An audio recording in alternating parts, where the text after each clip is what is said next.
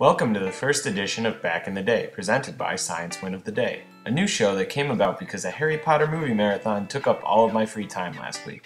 So this will be like a week in review when that happens. Who turned out the lights? I got it. Lumos! As I was saying, this week we learn about glow-in-the-dark beagles, video games get unlimited power, we check in with the asteroid Vesta, NASA launches the Juno spacecraft, and find strong evidence that water is flowing on Mars today. Whoa! Did we just blow your puny mind? Listen to Smarty McSmarty Pants explain it to you then. Here is the rotating globe of Mars, and we're going to zoom in on the middle southern latitudes, the part of Mars where we find these active slope features, and we're zooming in on the Newton Basin crater here.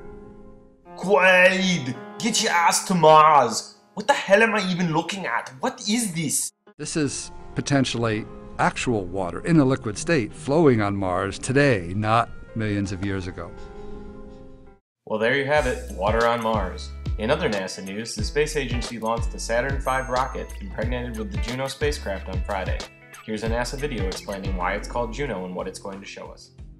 In Roman mythology, which of course is rooted from Greek mythology, Juno was the wife and sister goddess of Jupiter. And Jupiter was sort of being naughty with some friends, so he cast a veil of clouds around himself and his friends. But of course Juno was a fairly powerful god herself and used her powers to look right through the clouds and see the true nature of Jupiter and understand what he was really up to.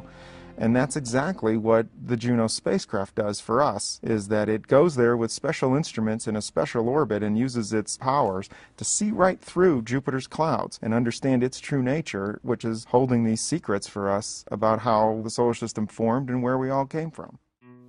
So basically, the Juno spacecraft is really pretty badass. It's gonna go to Jupiter and be all like, "Hey Jupiter, what are you hiding under all these clouds? Oh Jupiter, that's gross. You're gross, Jupiter. But I kinda like it, so I'm gonna come back for some more. Peekaboo, guess who, Jupiter? It's me, Juno, the badass spacecraft, here to peek at your clouds again." Thanks, Honey Badger meme. Anyway, the Juno spacecraft should arrive at Jupiter in about 5 years. A special thanks to NASA for making all these videos available on their website. To learn more, check out the links on the screen. Now let's go over to Dark Matter and his smooth jazz update of the asteroid Vesta. Thanks, baby. NASA's Dawn spacecraft took some beautiful and intimate photographs of the asteroid Vesta recently.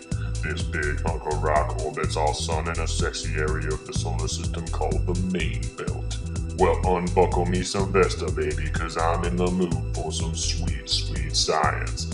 Look at her as she spins, her scrapes and bumps, her highlights and shadows, her every exquisite feature revealed in this breathtaking sequence. Right now, scientists are using this data to detect clues about Vesta's gravity field, baby. By studying this, they should be able to glean information about the contents of Vesta's sexy interior. Thanks, Dark Matter. Now we head down under for a story about video game graphics. I'm Bruce Robert Dell, the CEO of Euclidean. In 2010, our technology appeared in most of the world's media. We had found a way to give computer graphics unlimited power.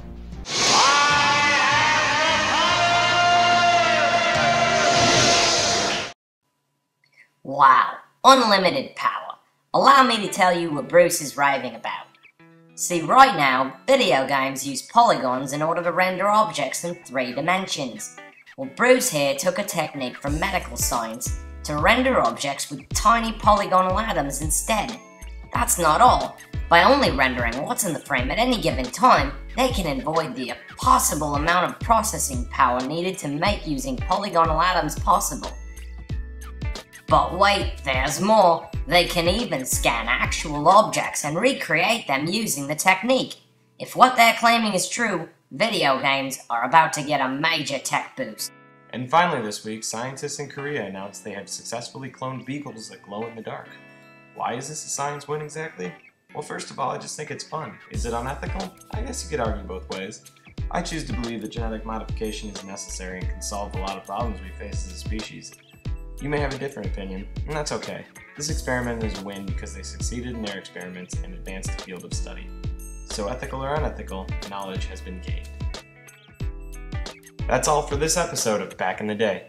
We'll be back next time I don't update for about a week. So if you see a Monday without a win, look for one of these on Sunday. Until next time, I'm C. Edward Kushner for Science Win of the Day.